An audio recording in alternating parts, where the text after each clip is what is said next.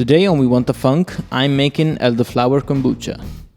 So I like trying lots of kombucha flavors, so every time I try a new one, I give the SCOBY, which is the mother of bacteria and yeast, a little refresh with sugary water to dilute the previous flavor and to get it active and ready to brew the next batch.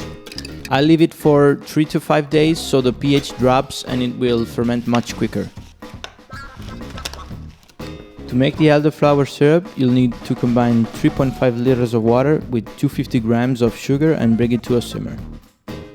Meanwhile the syrup heats up, I'm gonna rinse the elderflower from any bugs or dirt and spread it on a tablecloth to dry.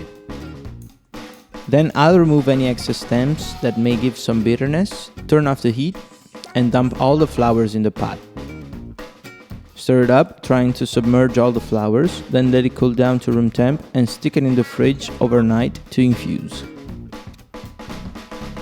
The next day, pass the syrup through a fine mesh strainer and inoculate it with the SCOBY and all its liquid.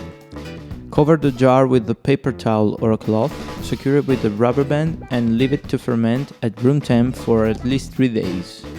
Now it's time to bottle and go with the second ferment to carbonate the kombucha. So before bottling, you need to taste it. It needs to be tangy but still a bit sweet so it can ferment more in the bottle. I'm using wine bottles with plastic corks and metal cages, but you can use any brewing bottles you prefer.